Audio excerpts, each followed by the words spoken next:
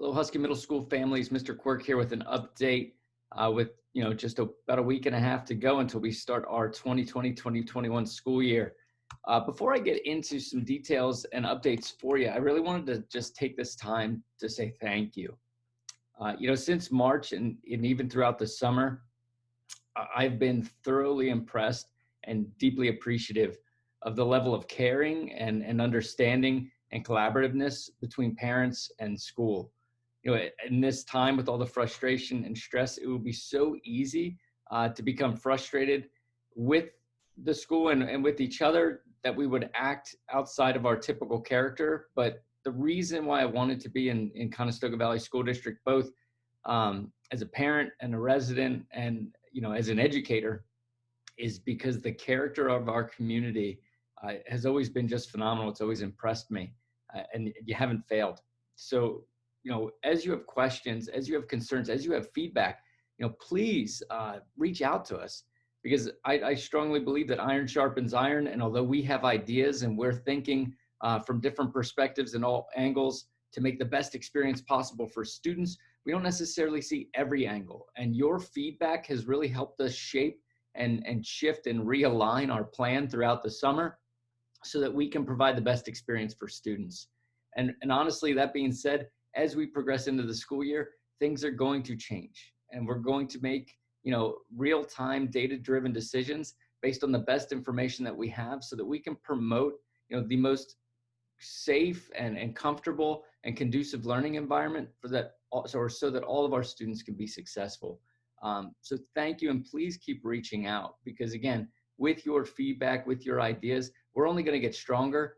And the more we work together and have this common message and common belief, the stronger the experience is for the students, and we're going to really help them overcome any challenge that comes their way, both real time now in COVID, and we'll be setting them up for success later in life.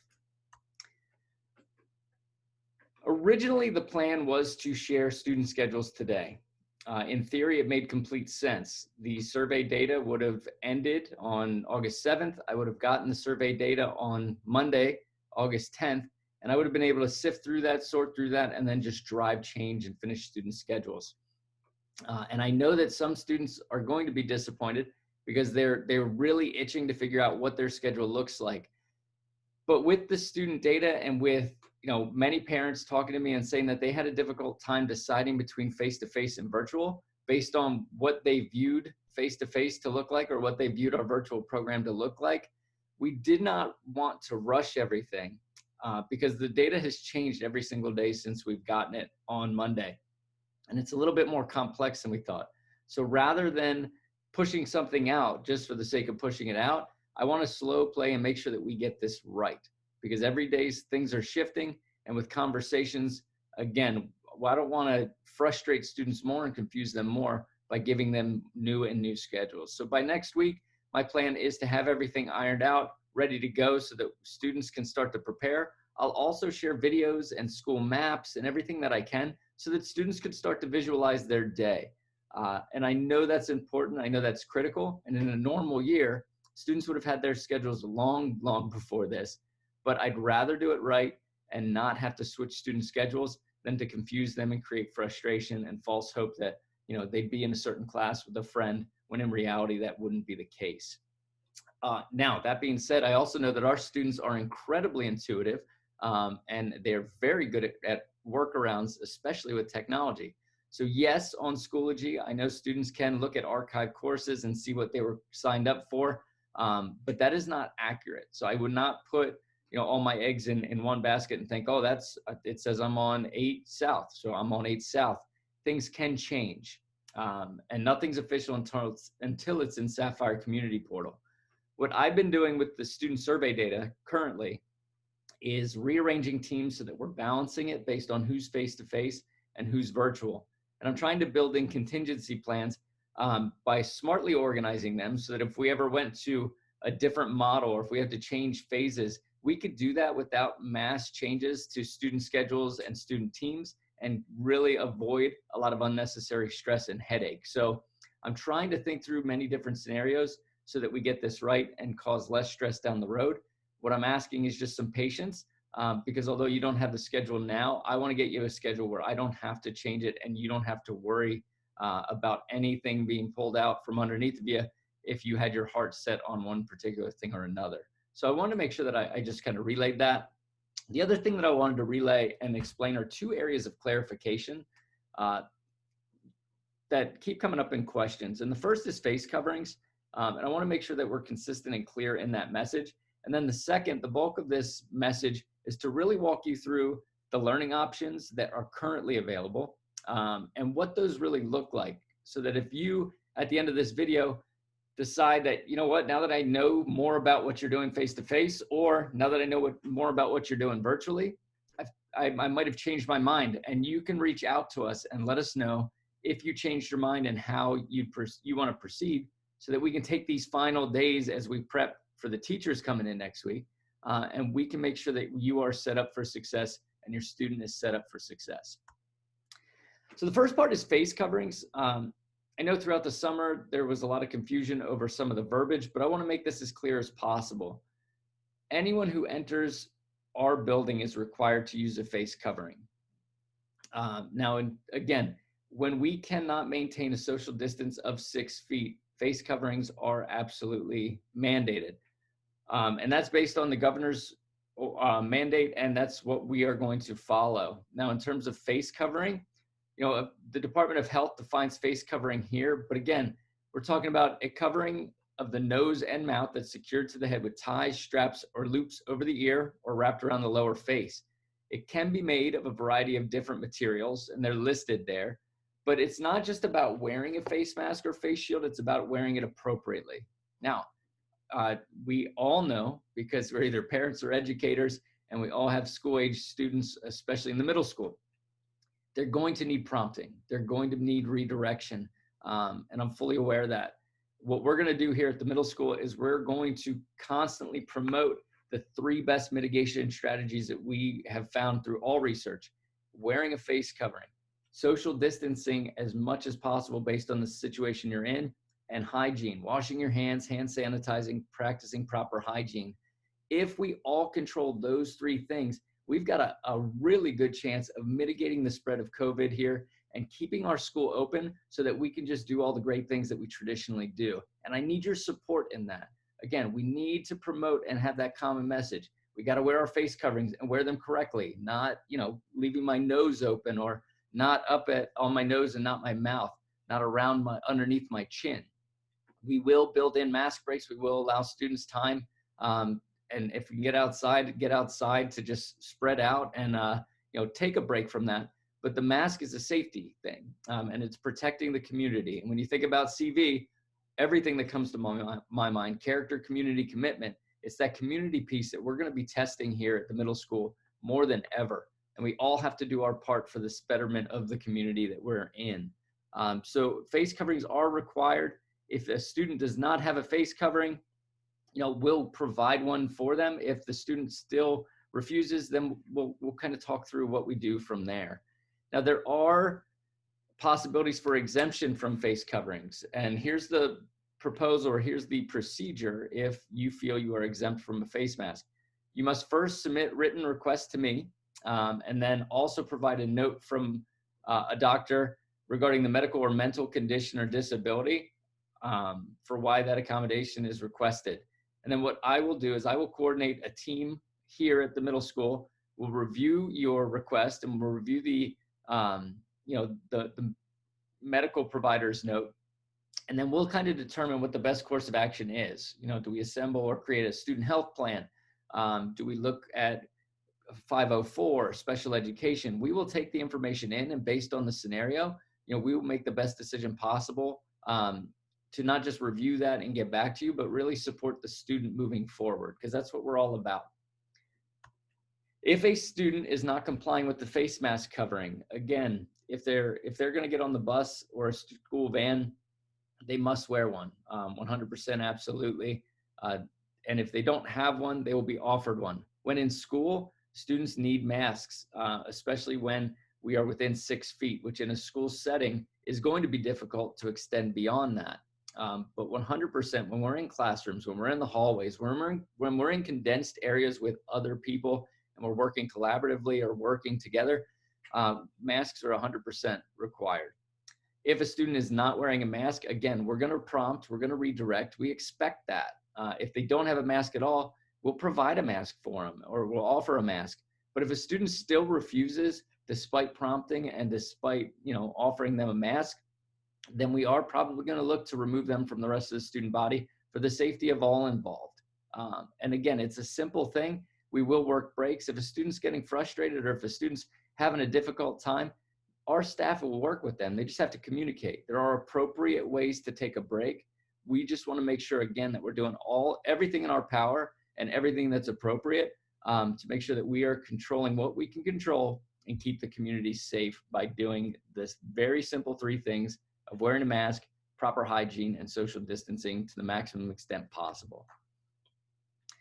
I want to review survey data quick too. So the survey date closed on the 7th, and then I got access to that over this weekend.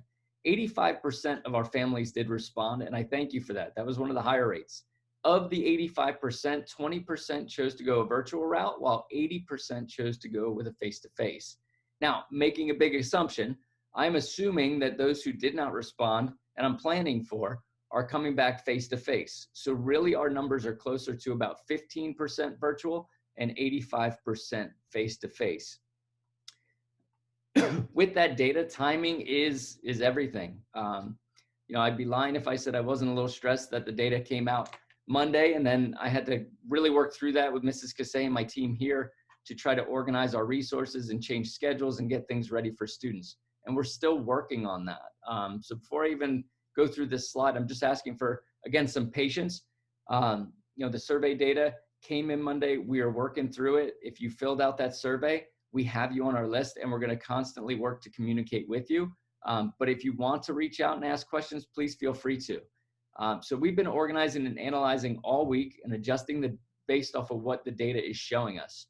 We've also been listening to families that have reached out about the learning options, and they've often provided feedback as to why they felt they chose one over the other.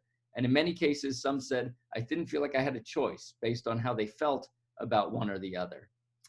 Many families have requested alterations to the plan that was approved. And again, the plan that's approved and the options that we have right now are virtual every day or face-to-face every day. And requests and alterations to that sometimes can be provided, but sometimes, based on what we're trying to do and structure, it is difficult to weigh. But the important part, that I want to make as well is when you think about virtual, our typical virtual program and the way we traditionally did it usually makes up about 2 to 3% of our student population. And it really isn't a traditional program. Our CVVA in the past is more of a blended model. So we don't have every discipline, we don't have every class that students take on Odyssey Ware or in Virtual Academy. And one of the things that I really love about our Virtual Academy is that promotes all students to come in and at least experience some of the electives that we have. So although we're trying to analyze this, it is a significant increase in virtual, which does pose a lot of challenges, but our traditional program is also not a traditional virtual program where it's completely online. There are some students who choose to just take the courses we have and from home and remotely without coming in. But of that 3% that are in our traditional program, the vast majority, pretty much close to all of them, come in to our school face-to-face at some time to take electives. And that's been an added challenge as we try to figure out what to do. I know many are waiting to get 100% clarity on how everything will look. We are organizing students' needs and aligning with resources. If you chose the virtual option, Mrs. Cassay will be reaching out to those of you who signed up. We have been really analyzing the virtual side of things because 85% of our students choosing face-to-face, many of them said we chose face-to-face because we didn't necessarily feel comfortable with the virtual option. So we really looked at both the face-to-face and virtual option and how we can make sure that those are as equitable and consistent as possible for our students. And then we're going to be making data-driven decisions. Again, the last 6 months, we've constantly been aligning and realigning to our plans and structures based on information available. And not just based on what information is available, but based on any other state or federal mandates that come our way that force us to realign. So when we jump into learning options, again, there are a lot of rumors, there are a lot of things going around, social media, the internet. There are two options currently for learning at Conestoga Valley. Face-to-face instruction in school every day and virtual instruction through our CVVA program. Now, these options have always been there. We're just trying to use them differently this year.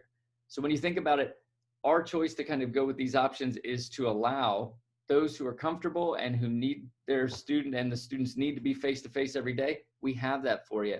And if based on the COVID situation, you don't feel comfortable, we have the virtual program for you. But part of these choices is to also have the students kind of in two different arenas, in two different areas of education, so that really we can reduce the number of students in the face-to-face program by promoting a stronger and a better learning environment in a virtual program. So really our goal is, by offering these two options, we can divide the students to some degree and have less face-to-face interaction and allow appropriate social distancing. There has been discussion at the board related to other options, but again, those are our options. And when we've been thinking about how we manipulate our school, both virtually and face-to-face, we have had two primary goals, and these are the goals that have been the focus for why we've made any change that we've made. We want to provide an equitable and positive learning experience to engage students and have them be a part of the GHMS family, regardless of their choice of face-to-face and online. And we want to maximize our ability to mitigate the spread of COVID by manipulating and arranging factors of each option so that we're promoting social distancing to the greatest extent possible. Right off the get-go, I thought, all right, those who are comfortable face-to-face, come face-to-face. And if you can go virtual, you go virtual. But when I started to analyze how different face-to-face was than virtual, I really started to think on a different level. And I'll kind of explain my thought process and reasoning behind why we made these choices. But I ultimately want you to understand that this wasn't just, a change for the sake of change. This was really trying to listen to you, analyze the data. And again, these two primary goals: how can we make this equitable and positive for both, regardless of your choice, while keeping them part of our school community? And then also on top of that, how do we stay as safe as humanly possible?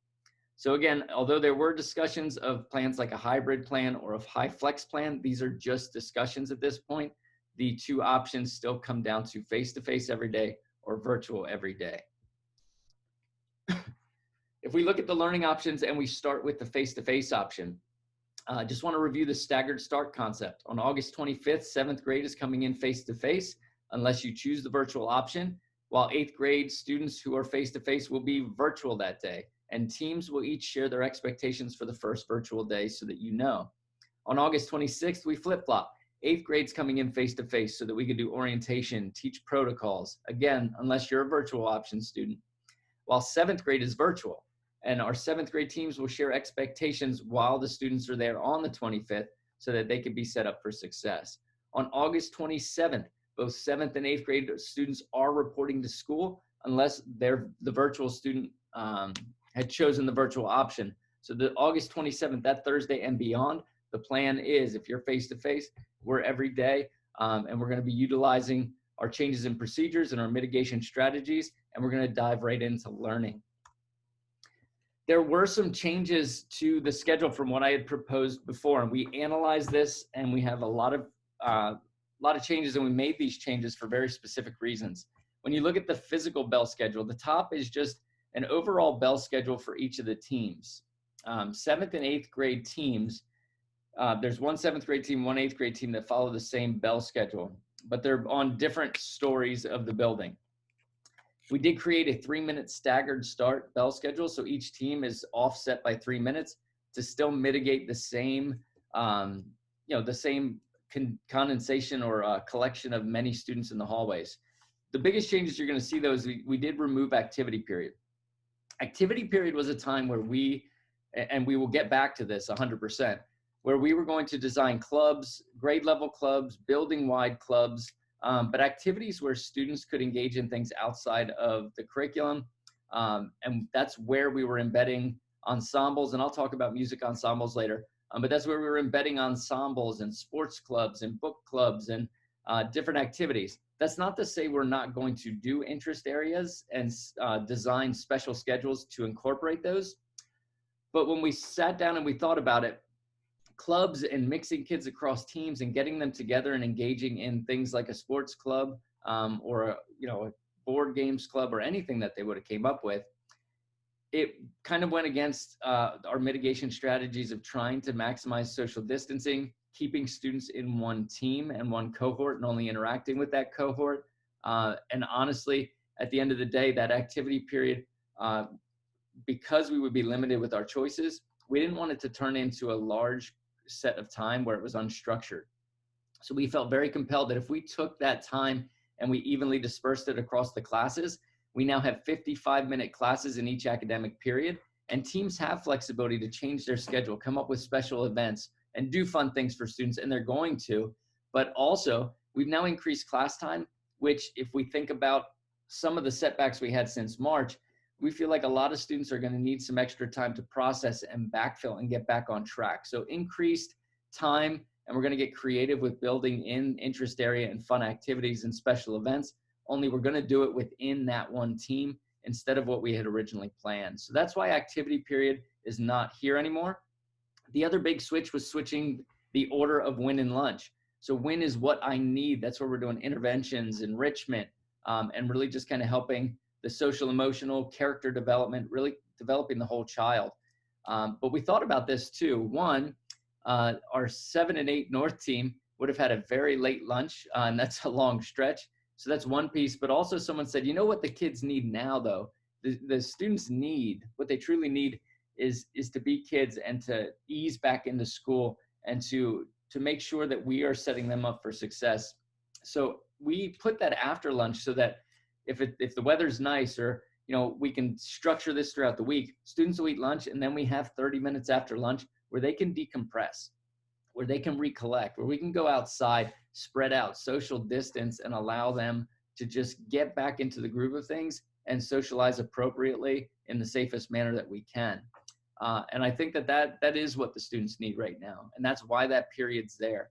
As the year progresses and things go, we will start building in more enrichment activities. Those who need interventions will be getting them during that time, right from the get-go. But we'll evolve that as we progress. But once we get the emotional and the social needs of the students met, and then throughout the year, we'll utilize that time to give them those breaks. So I thought that was a really good idea from our team, and we're going to jump right into it. The other thing, and it's not a change, but our big five, our procedures will stay the same. We're going to use multiple entrances to come in. We're going to stagger the start. We're going to split lunches and utilize the cafeteria and auditorium, maximize classroom space, and then stagger dismissals and exits. When you look at the face-to-face option, one of the big changes that we made was how we are going to handle music ensembles. We've looked at a lot of research from music organizations, from Department of Health. We've tried to analyze this from a bunch of different areas. And a lot of the research, although you can find research to conflict, I'm sure, says that small group versus large group makes more sense. And not only that, the time frame at which you practice makes more sense. So traditionally, the activity period would be 45 minutes with a full ensemble group. Our ensembles, some of our choral groups were over 100 students, and our band program at this point in time was around 85 students.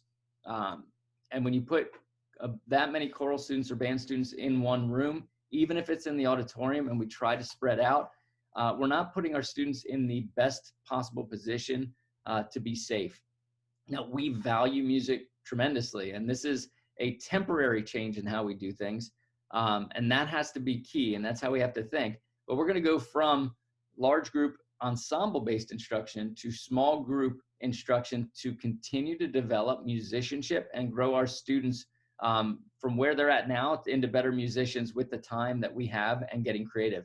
So what I did was I freed up our music instructors during WIN, and they're able now to pull small groups and use that time to develop and grow musicians. If you think about WIN, each team has their own WIN period. So this fits within the concept of keeping students within their own team anyway. So the beauty here is If Mrs. Larrick is on 7 West, those 7 West students every single day for 60 days, from a choral perspective, she can pull them for those 35 minutes and really develop them, and maybe make some real positive growth. It's not ensemble based. It might not how we traditionally do it, but 100 students was going to be too much, even if we social distanced, and it would be very difficult. So we feel that to take away, from a mitigation standpoint, to take away mixing all of those students and putting them in one room, even if they're wearing masks and singing, it just makes more sense to do it this way. But the key is that we are returning to traditional structure as soon as it is safe.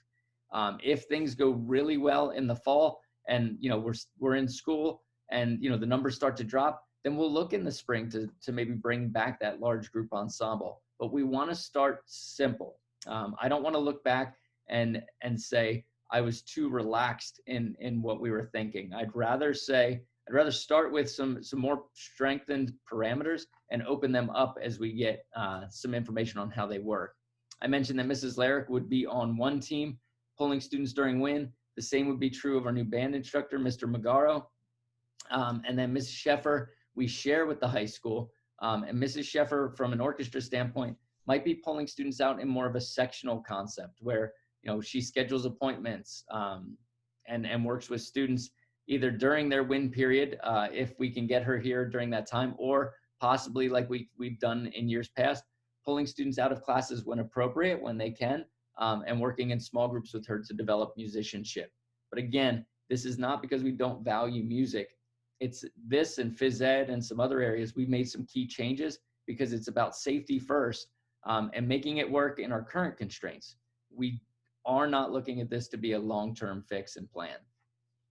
So from a face-to-face option, what you can expect in terms of what to come, next week I'll be sharing videos that highlight what students can expect in the following areas. So I want to give them a visual of the overall message and mitigation strategies that we're going to practice every day, how we enter the school based on what their homeroom is. So they'll have their schedule, they'll have a map, and I'll show them and walk them through from an aerial shot where they go, how we travel through the hallways, what the classroom expectations are, what the lunch procedures are, and how dismissal will work.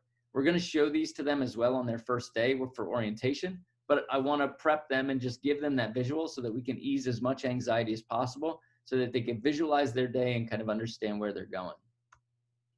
So that is the face-to-face option, largely unchanged, but we did manipulate some things based on some of the thoughts and data and research that we had. Now I want to talk about CVVA at the middle school, because I think this is maybe the biggest misunderstood program that we had based on maybe perception of what it was versus what it isn't. And we have made some changes to it. But before I do that, I want to make a key distinguishing point. Virtual learning is not what you experienced in the spring. March 13th, we sent students home, and at the end of the day, we're like, hey, you might want to bring your stuff. We thought maybe we'd be closed for 2 weeks, and that turned into the whole year. So scrambling and coming up with ideas, we went with an enrichment model where it was not necessarily graded. The attendance was not taken, and there wasn't a whole lot of structure in terms of a traditional bell schedule that students would expect. So there was a lot of frustration from parents, and unfortunately that frustration has led to think that virtual learning, if we went that route again, would look the same. And I can't tell you enough, it's not going to look the same. So please do not mistake what we've done in the past with what we're planning to do this year. We've learned a lot. We've made a lot of observations. We've collected feedback from you. And with that feedback and those observations, we really strengthened the learning plan so that it's more conducive to student learning. Traditionally, we have used Odysseyware for our virtual program, which is a completely asynchronous model of learning. So everything's done on your own. There's no intentional or designed student-teacher interaction or lecture or synchronous instruction. And it's also completely independent. So there's also not collaboration with other students. We only have Odysseyware courses traditionally for our core classes, English, Math, Science and History, and Physical Education. Students at the middle school have many more classes that are available to them though. We have all of our unified arts classes. But as I said before, traditionally students would not really stay home and just do these classes. Our CVVA model at the middle school was more of a blended model. So students might have stayed home for half a day, done these classes, and then come in and done unified arts classes. Or students came into the building, they were in our virtual cafe, which is a classroom, and they took these classes online on a computer in that room, and at certain periods they would push out. So virtual at the middle school is not a true virtual where you're at home all day, although some do it that way. It's not that typical of our program. So when we looked at that and when we considered that, the options for learning this year were face-to-face, full-time, or our virtual program. So because of that and because of the constraints, we have some challenges. So due to the numbers, we have at least a 5% or a 5-time increase in student numbers. We went from around 20 students to over 110 students who want virtual experience. And that number is growing every day. And I anticipate that probably to still grow after I share what our plan is. But based on those numbers, we really can't support students coming in for a blended model.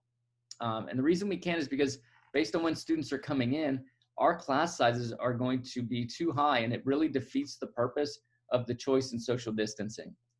This is not to say, again, that blended models are not something that we're going to come back to.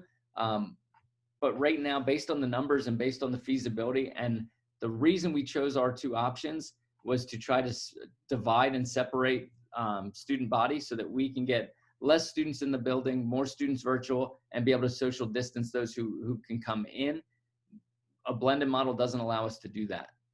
So we had a lot of parents reach out asking about blended model. I know traditionally this is how we've done it. So again, we apologize for not being able to offer that blended model, but we're trying to keep in mind, what makes sense? How do we safely organize and group kids? And how do we not have class sizes that would exceed 30? Because if the vast majority of these people or these families that want a blended model come in the afternoon, we just don't have enough courses and sections to make that happen. Not to mention, students who go virtual still have to be instructed. So as students go virtual, we do support them with the teachers that we have here. So we're really trying to realign and reorganize our schedule and our plan and our resources so that we are making the safest and most equitable choices for each student. Now, with that being said, if we can't offer blended, the biggest pitfall and challenge to me is that students would miss out on learning opportunities in unified arts classes. And that's not okay.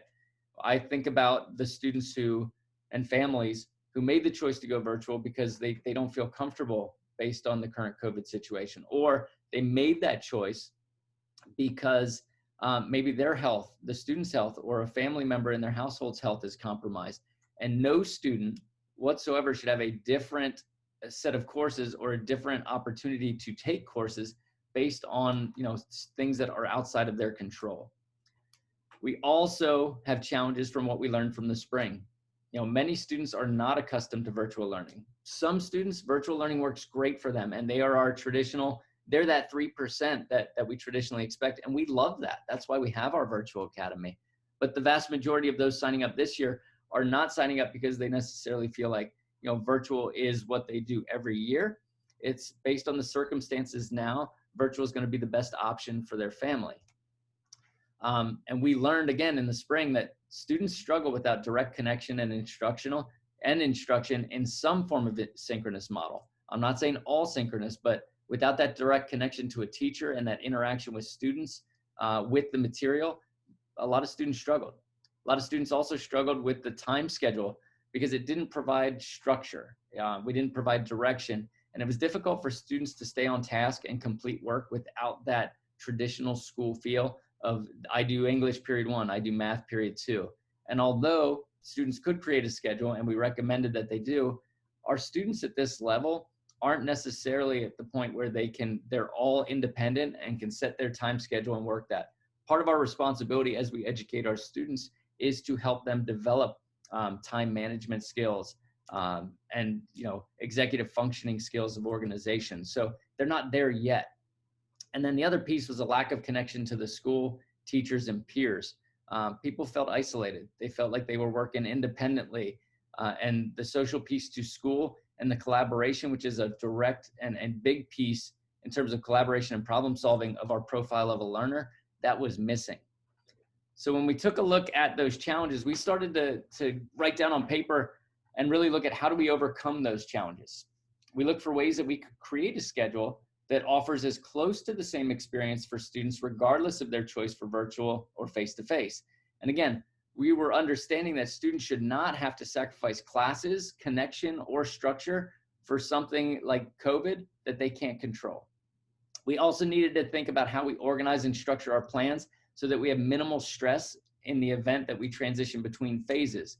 You know, I don't want to have a completely separate plan for what we would call a green phase, a yellow phase, or a red phase. I want to create a structure that as we shift from one to another, if we have to, it's seamless, it's less stress, because we put a lot of time and effort into organization and thought up front. So with that all being said, I want to walk you through what CVVA at the middle school will look like for the 2020-2021 school year. But this is not to say this is what it will look like moving forward. Like music, like changing the schedule. This is what we've analyzed the data, we've analyzed feedback, and we've realigned our resources and schedule to make sense for all the students that we have now. And again, it was about equitable education for all, and as consistent of an education for all, and a learning environment where they feel connected and we can continue to grow the whole child. With the virtual option, we are going to look at a staggered start similar to the start of face-to-face. It's just kind of flip-flopped. So on August 25th, 8th grade students would have their virtual first day, while 7th grade face-to-face students are in the building. So by design, our 8th grade teachers will be able to do that virtual student first day / orientation. So they'll get them aligned, they'll introduce themselves, they'll review how the course will work. 7th grade teachers are going to be running face-to-face orientation with the face-to-face students. So 7th grade will have their virtual student day and first day of learning on August 26th. So they're pretty much opposite of what the face-to-face plan is.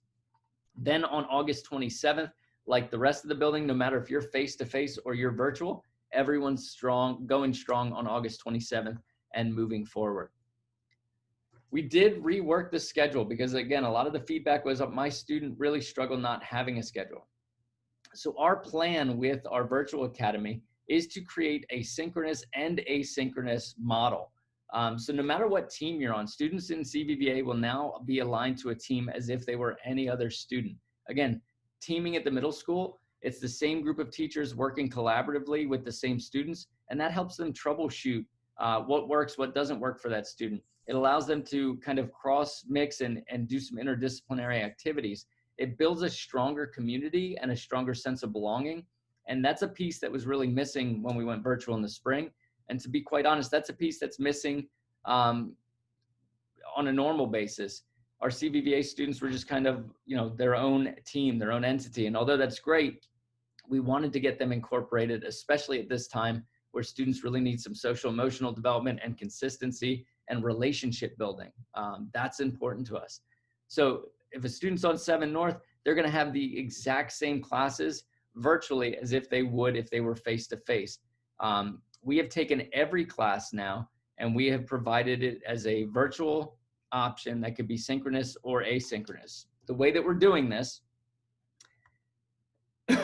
is we are going to utilize Schoology and Zoom to create a synchronous and asynchronous learning environment where teachers of each discipline are going to instruct students based on what their discipline is. So that if you're face-to-face or you're virtual, you're going through the curriculum at the same pace, you're doing the same learning activities. It is as close to virtual this year will be as close to face-to-face as possible with still those built-in connections, with still that flexibility.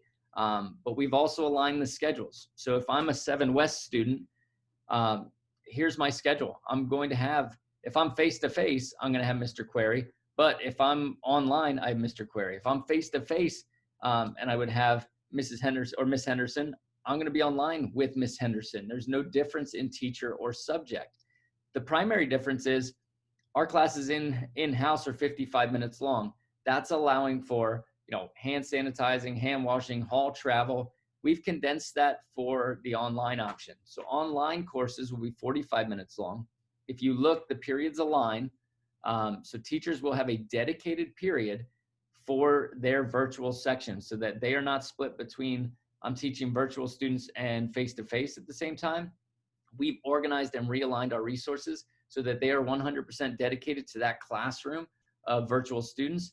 And that allows those virtual students to travel together and develop this cohort model, and build stronger collaboration opportunities and have a consistent schedule with all their teachers.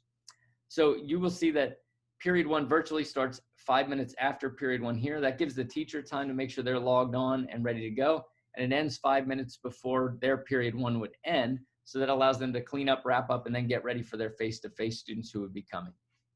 The minimum kind of expectation, if you look down here, we're going to start off with a lot of structure and then allow flexibility and creativity. But on odd days, the expectation is that there would be synchronous odd classes. So, you know, you're going to have a Zoom session in every odd class where there's going to be instruction, there's going to be discussion, there'll be some formative assessment and activities that go along with the lesson. And then on asynchronous days, it's a little bit more like our Odyssey Ware now, or it's more like our CVVA now. Teachers are going to use that odd day for an odd period to really set students up and develop an activity and create a 2-day lesson plan that then on the even days, the student still during that time has a schedule and has an organization, and that's where they're going to make meaning and transfer that knowledge into an activity or a project. Now, that's not to say that as we progress and we see how things go, that teachers won't run a synchronous opportunity for every day, but we want to balance synchronous and asynchronous for flexibility for our virtual students. And as things progress, we are going to work on refining that even more and meeting the needs of each student and tailor it. But this is our base expectation. So odd days are synchronous for odd periods, even days are synchronous for even periods. On the day where they are not synchronous, those teachers are going to be in their Schoology with office hours, with an open Zoom, working with small groups and providing feedback and guiding students through that asynchronous activity. So they are going to be engaged and in touch with the student every single day and helping guide their instruction. It's just, we're not going to have 6 periods of 45-minute Zoom instruction where they're just face-to-face listening. We want them active. We want them producing. We want them collaborating. So on the off day, it's about collaboration. It's about those CV, you know, the learning, the important, the profile of a learner. It's about those skill sets on that off day and using that on day to help really promote instruction. So this is going to allow us to build relationships. It allows the students to build relationships with one another because they will travel through these classes together virtually, and they're not on an island. They're not alone. And those were the biggest things that we had heard. In addition to that, you're going to see lunch and a screen break. I labeled this screen break, but it's multifaceted. When you're in front of a computer all day, you need a break. So giving them that time, that extended lunch and screen break to walk away, be active, take a walk, do something, read a book, do something outside of staring at a screen. But if you need to catch up on work, obviously that's a great time to catch up on work. Or if you need extra help from a teacher, again, that aligns with our win period, or what I need in person. So if what a student needs is a little bit of extra help or guidance, they can work with their teachers because they have that same time frame open where they're dedicated to enriching and working with students. And as we get better with our virtual opportunities, I'm looking how can we extend our character education and our social emotional learning to the students at home, and we would utilize that time there as well. So that's the base structure. Again, the key changes, we're utilizing Zoom and Schoology to educate our students instead of the completely asynchronous Odyssey Ware. I know that has some people nervous because of what they experienced in the spring, but again, this is not what we experienced in the spring.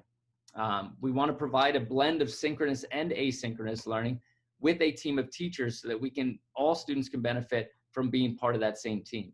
So whether you're a virtual 7 West student or you're a face-to-face 7 West student, you are a 7 West student. And as transitions happen, or if someone had to go from virtual to face-to-face or face-to-face to virtual in the middle of trimesters, we have a really easy transition because you were already part of that team. You were already working with those teachers, and you're already in the same spot from a curriculum standpoint. So it makes sense.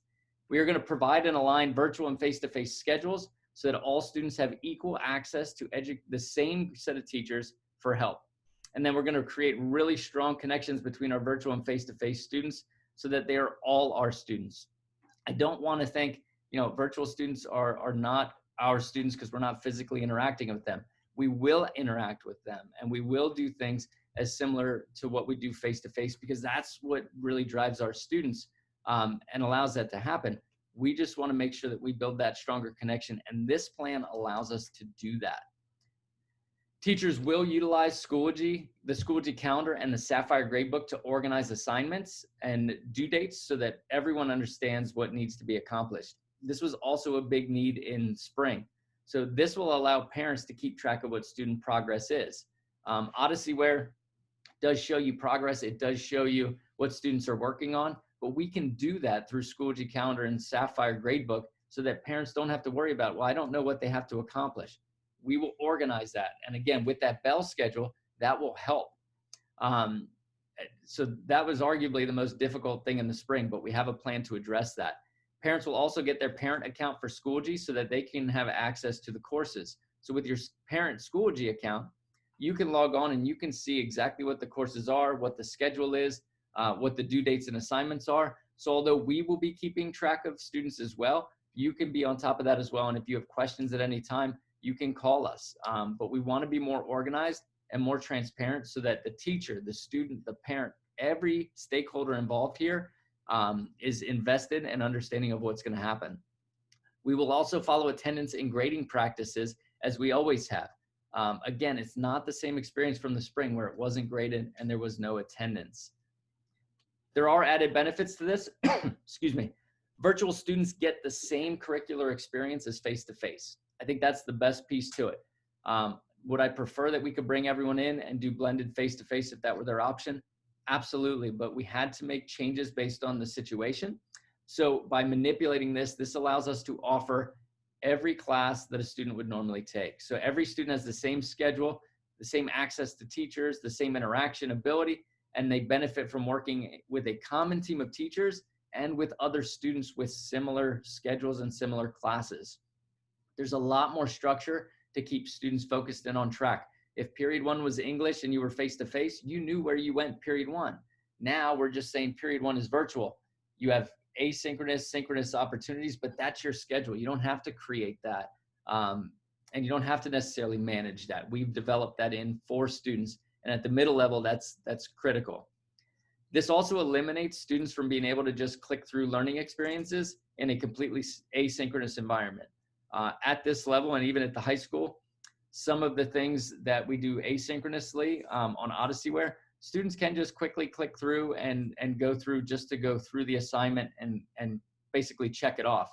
We can control the pace a little bit more now and make sure that students are kind of guiding themselves and pacing themselves through activities appropriately and making sure that we're doing it with correction and doing it with real-time feedback so that they are not practicing bad practices and not bad behaviors, but practicing bad techniques only to find out in the end that they were wrong. This real-time adjustment of teachers can formatively assess and check as they go allows, I think, for a stronger product in the end where students would experience and understand the material better.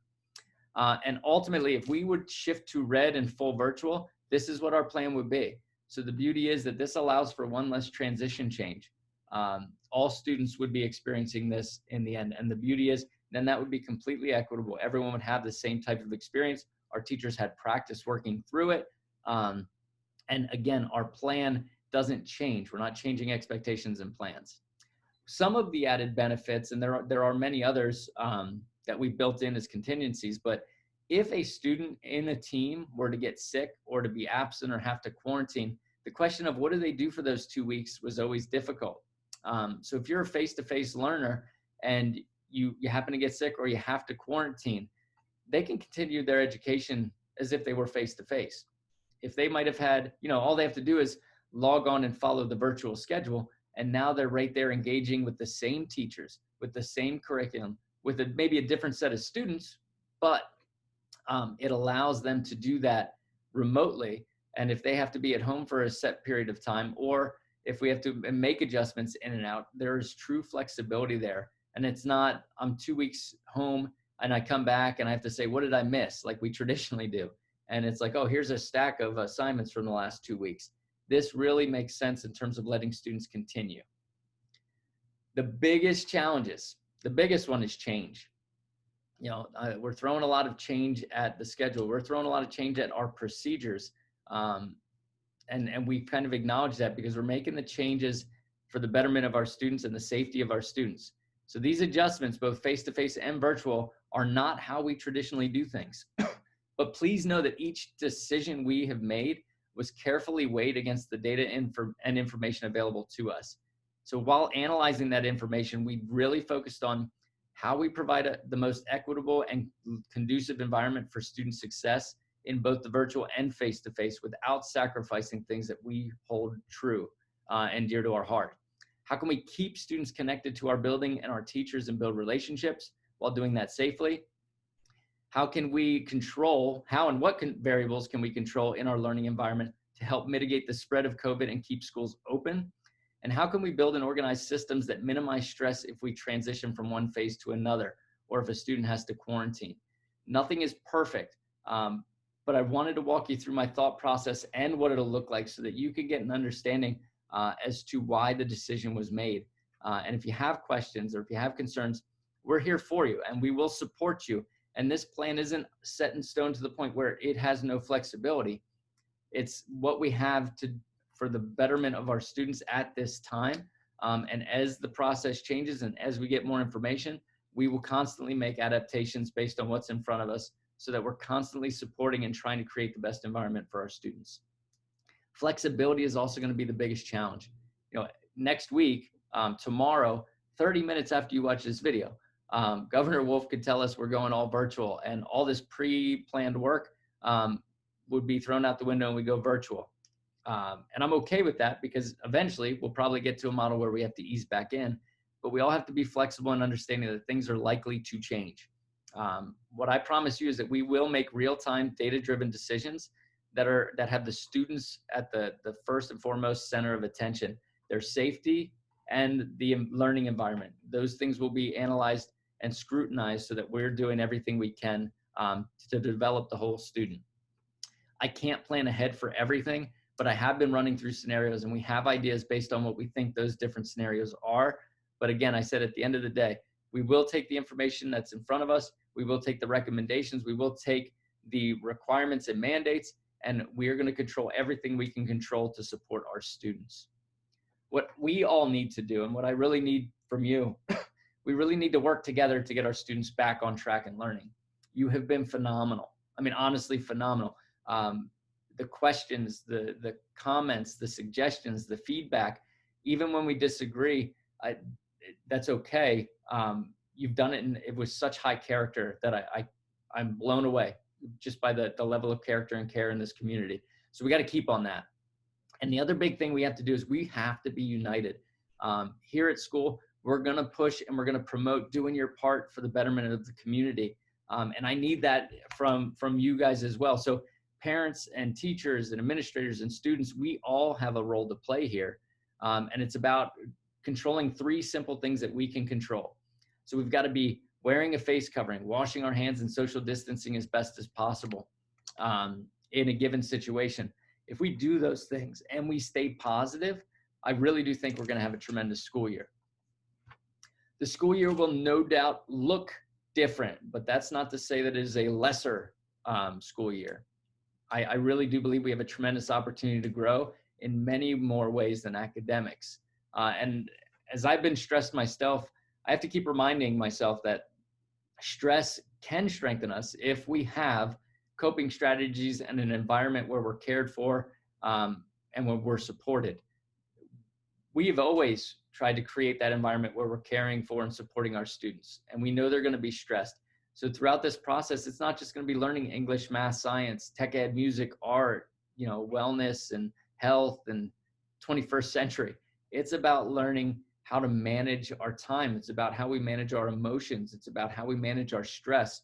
Middle school is always about that. And now more than ever, our students need that development from a social emotional level so that they don't just become better students in our core academics, they become better people. And that's always been our goal, and it's always been our vision. So we will work to mitigate that stress. We will work to help alleviate that stress by teaching students healthy strategies to cope with it and overcome it, And with a caring environment and a supportive environment, both virtually now with that connection and face-to-face, I really think that we'll be able to support each other through this and come out stronger. Again, together we can foster that supportive environment and work together to overcome any obstacle that comes our way. I want to thank you for your time. I know this is a long video, but I will share kind of a breakdown of minute by minute so that you know where to go. If you have questions at any time, please reach out to Mrs. Gassay or myself or the main office. We're happy to help. But one key disclosure is if you plan on choosing your option from face-to-face or virtual, reach out to us. Let us know because we will make those adjustments. And please be patient as we try to communicate and reach out to those who signed up for the virtual. We are just working through the numbers and making sure that we are crossing all of our T's and dotting of all of our I's. We will be ready for day one. It's just trying to manage the sheer number and change in schedules at this point in time. So once again, thank you just for being you. Thank you for being just such a caring and committed community. I truly am proud to not only live here and have students in this school district. I'm proud to be the leader of the middle school, and I can't wait to start working with you and your students in just another week and a half. Have a phenomenal rest of your summer. Stay safe, stay healthy, stay happy. We're here for you if you need anything. Take care.